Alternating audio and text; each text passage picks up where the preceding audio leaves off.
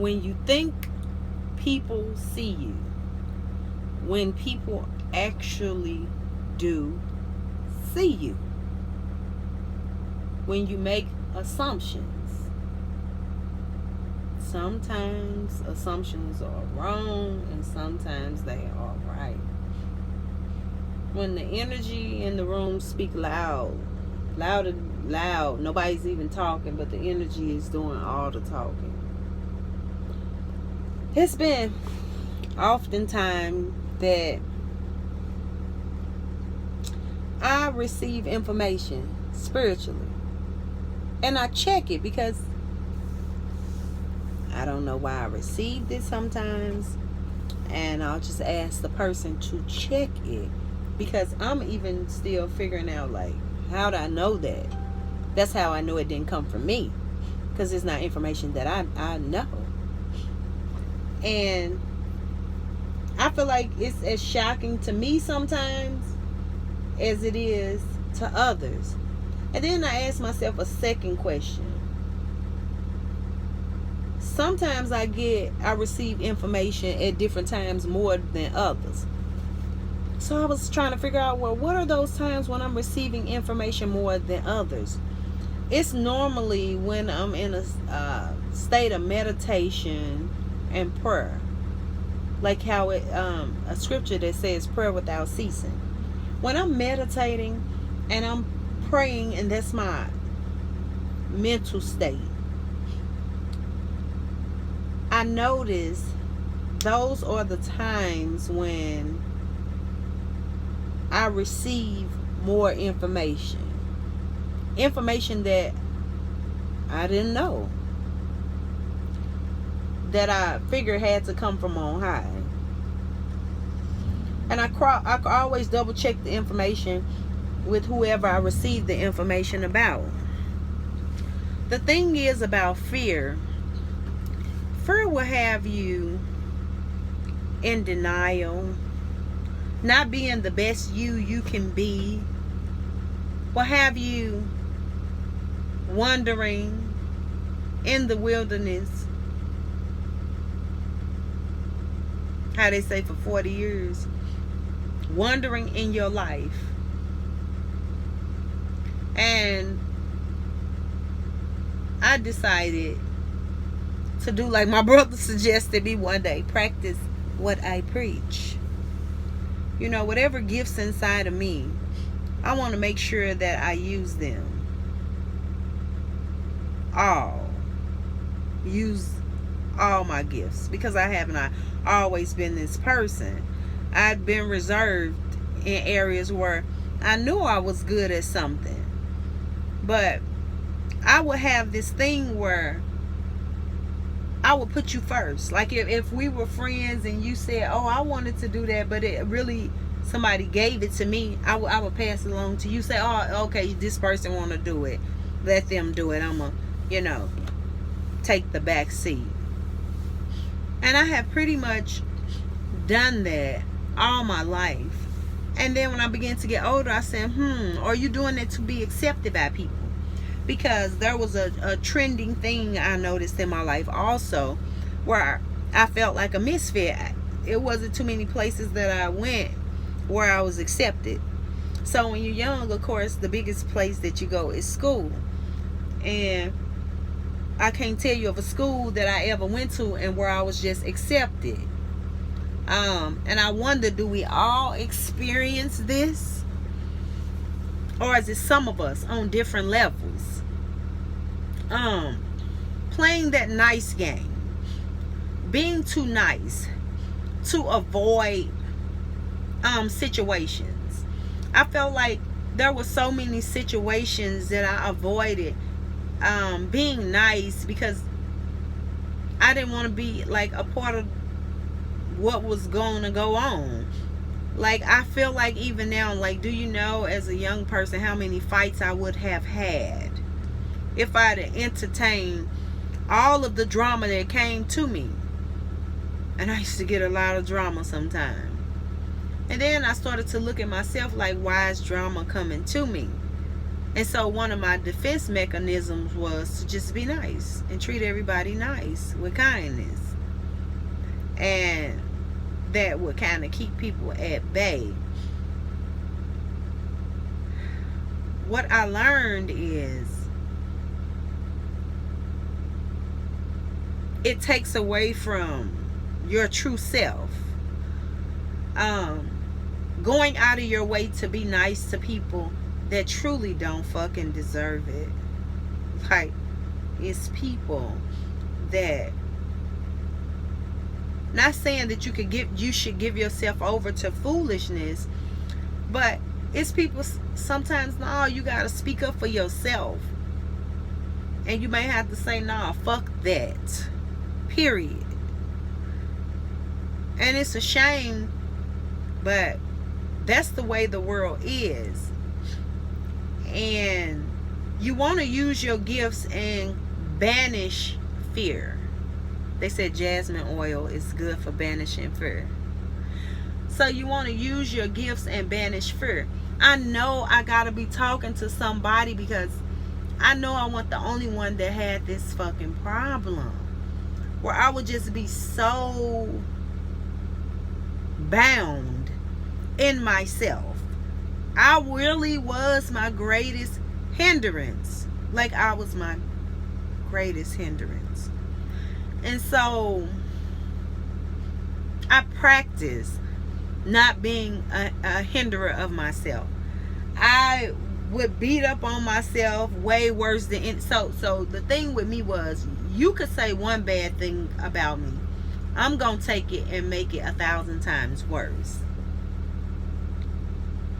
And when I looked, I started to analyze, like, where did that come from? Why do I beat up on myself like that? Why don't I feel worthy in my feminine energy to be a woman? Why every time I feel like I'm addressing and accepting my femininity, like somebody, a minion of some sort, is trying to battle me for it? Like, I don't have the right to it. Like, I don't have, like, how fucking dare you, think you look good as a woman? Like, how fucking dare you? So I will always downplay myself.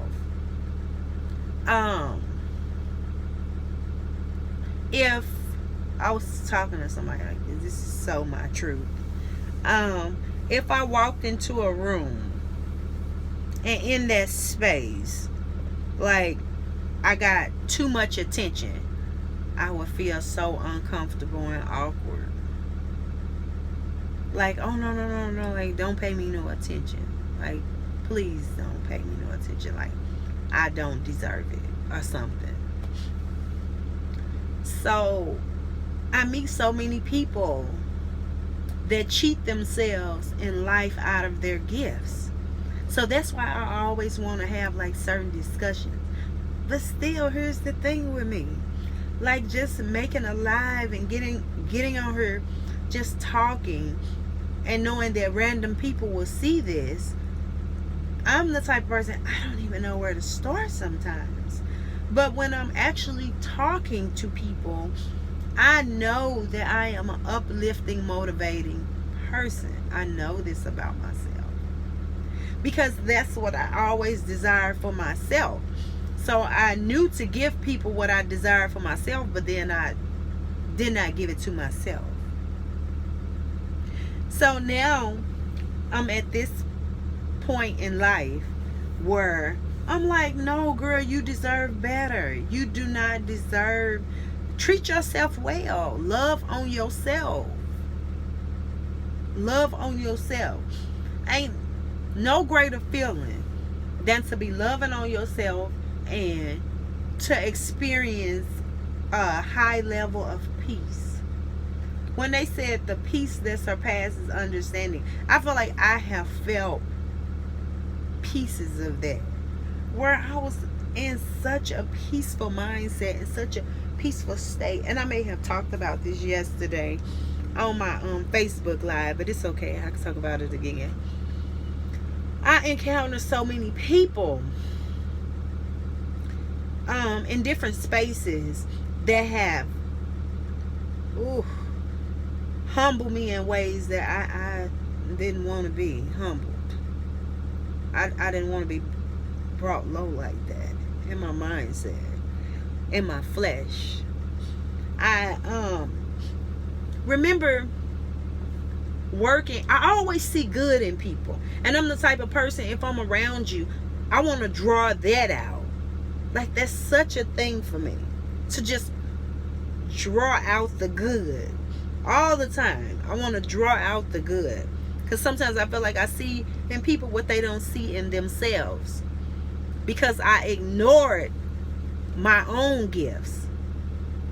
So there's a desire for me to draw out, not to downplay myself anymore. And I just think sometimes, like, wow, it's such a shame. Like, but I don't think nothing is forsaken, because I don't think I was ready in my younger years for a lot of things. Who knows where I would be? I wasn't ready. I wasn't equipped. And there's this thing when you think that somebody can see the inside of you. But here's the thing. When somebody can actually see what's going on in you. Sometimes I can see what's going on in people. Like, I can see it as, y'all, I can see it, and I know that I'm right. But it can be an assumption, if you will. So I always ask, but sometimes people are not always honest. I always ask, because I'll be like, where am I getting this information from? So I'll ask to confirm and check the information that I just received. And I'm always surprised to know, like, wow, that information was given to me. That's one of my gifts. But what I notice about this gift of mine is sometimes, I don't know, like, well, what I want to say is it's not at will, I don't think, or maybe have not mastered that part of my gift. Maybe that's what it is.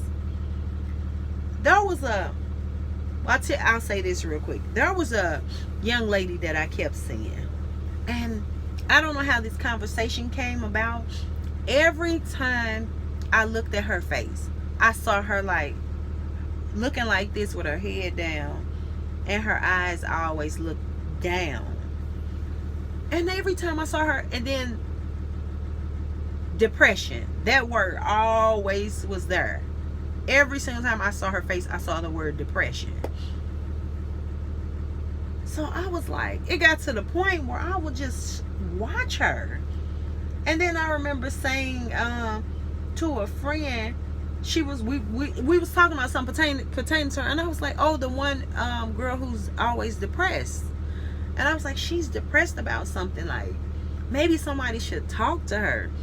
And I remember my friend said, Velvet, she's not depressed. That's my cousin's wife or whatever. I was like, I promise I'm picking up depression every time I see her. For some reason, every time I see her. She said that to you? I said, she did not. It started bothering me when I see her. Like the word depression. Every time I saw her. I saw it so much when I saw her. It started to bother me. And I would say something to her, because I was like, I don't want her to kill herself or nothing, or try to kill her.